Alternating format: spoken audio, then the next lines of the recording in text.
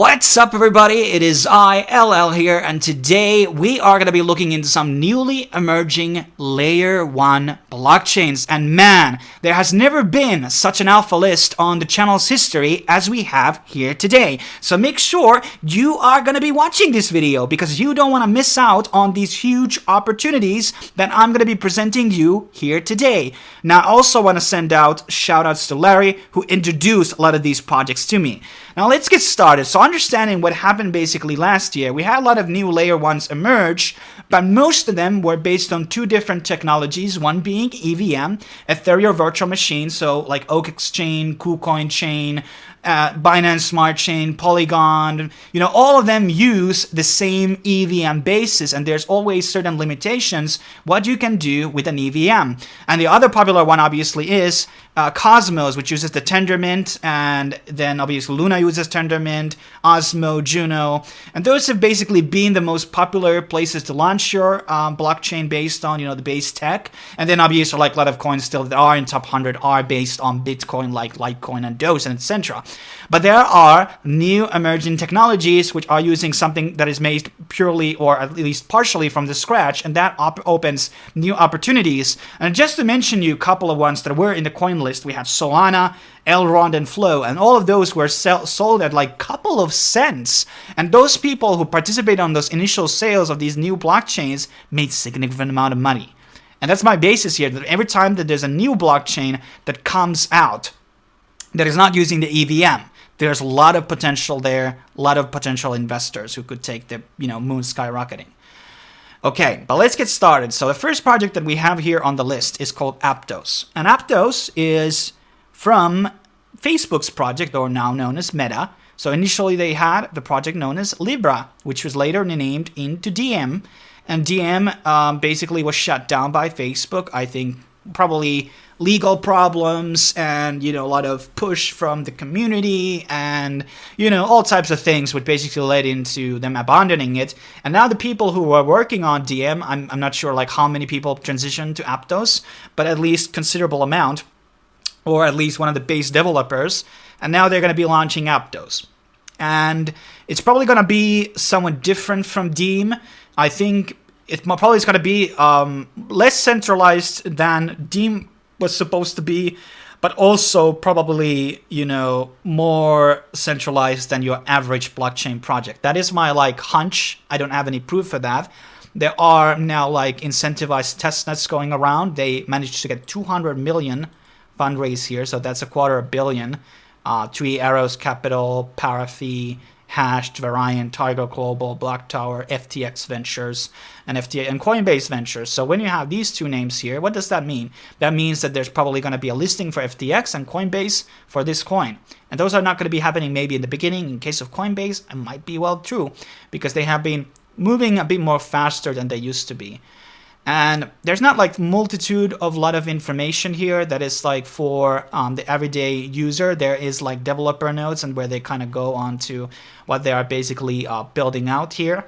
But Aptos also has a partnership with Binance. There was an announcement they were in the incubation or something. And that makes me also bullish. So Aptos has almost guaranteed to basically get listed on every top exchange. And it may not happen immediately, which means that you have the time to buy it very early on. And I don't know what they're striving to get. It's going to be a different form of a blockchain from what we have seen in the past. And I'm always excited about new forms of technologies because they have different types of solution for fees and smart contracts and UX and all that stuff. So it makes me excited. But Aptos, that's just because of the sheer, partnerships that are already formed. This could be very promising. Next up, we have Alio. And we have two privacy projects here. And, in the beginning, and until not too recently, most of or almost every privacy coin was proof of work based. Now, recently, we had things like Secret Network, which is, delegate proof of stake. And we're going to be having a lot more privacy chains, which are fully using proof of stake or some type of other consensus, which is not proof of work. And I don't fundamentally believe that these proof-of-work-based privacy coins are going to be hanging around too long for obvious reasons, because I guess in some aspects it's easier to maybe track people's mining locations as it is maybe where they're staking That's a bit of a hunch there. I'm not saying that it's a factual statement. But Monero is probably going to be around, and Pirate Chain. But a lot of these other like Mimble, Wimble Coin, and Beam, they have been performing really poorly as of late. So people want to have like a lot of things, not just like the privacy. They want smart contracts as well. And I don't know what base Alio is using. Is this totally different or something? But I'm pretty sure it's not an EVM. And they talk about private applications, so I assume that this is going to be like, there's already like studio stuff, and they use zero knowledge proofs. I think there's some code here already for people who want to get into. So I'm getting also the understanding that you are able to basically build a smart contracts type of Alio. And there's already a testnet which people can look into. It's not an EVM because this is not an EVM structure. And there's like a mining reward. I'm not 100% sure actually is this proof of work or not. So, I'm pretty new to these projects, which I got like introduced to.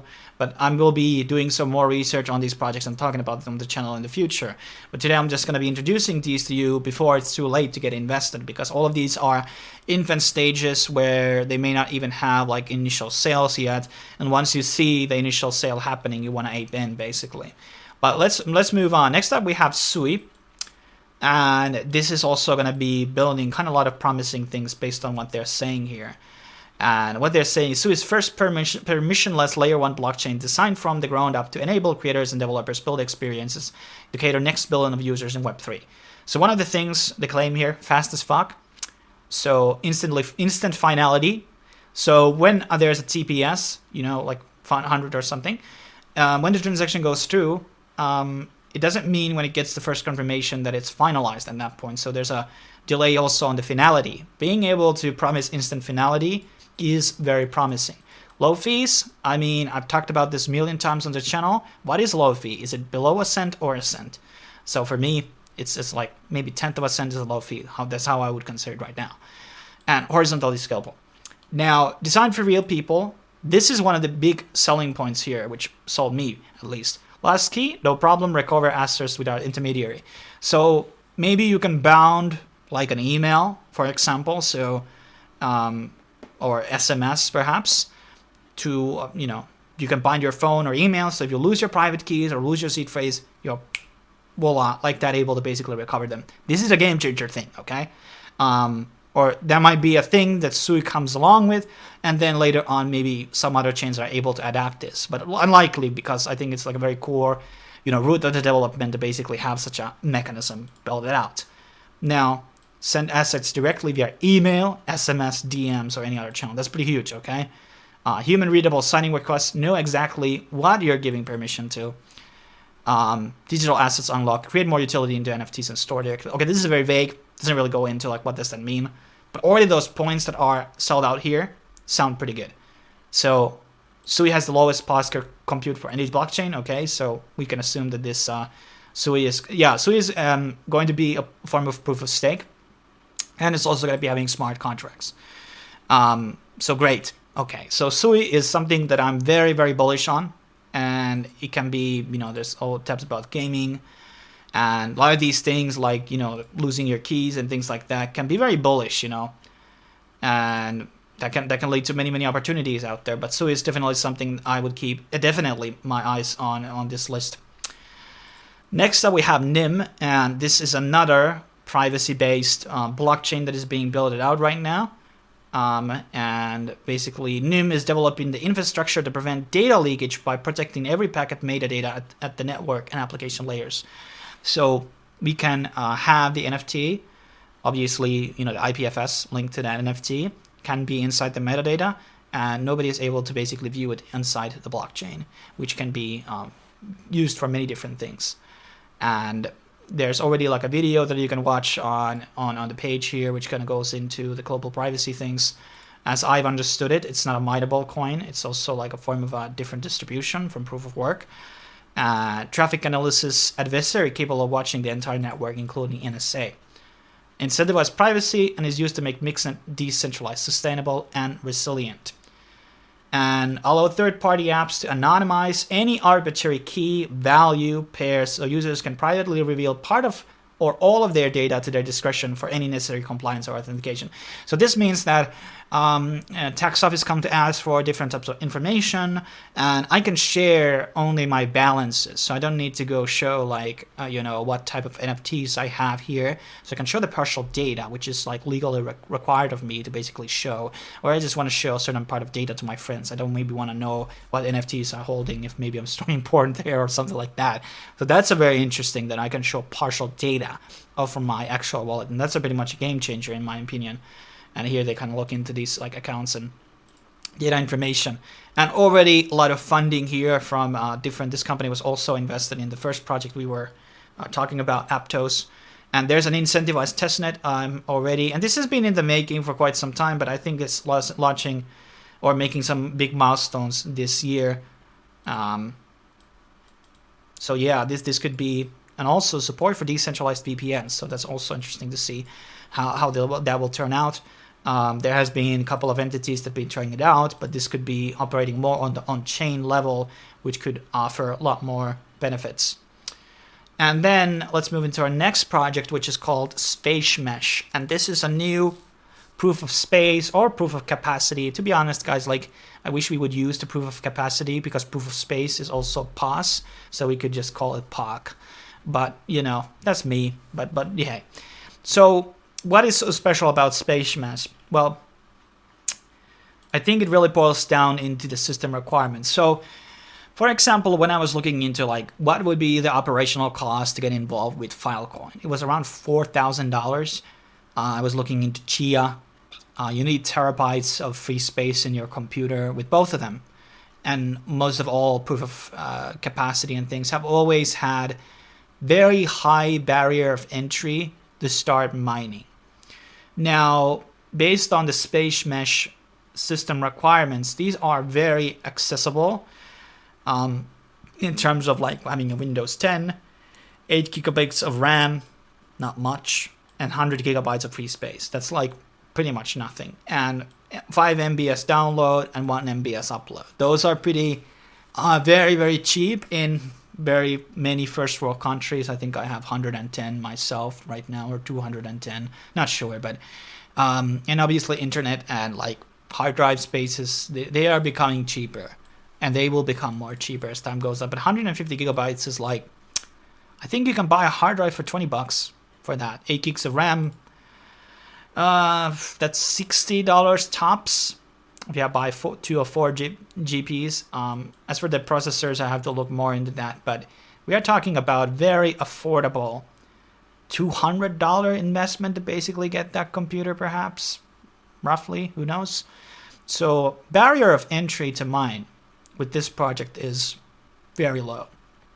There's also support for Linux and Mac as well, and probably even like low-end laptops can probably run this. So and it will use a form of CPU.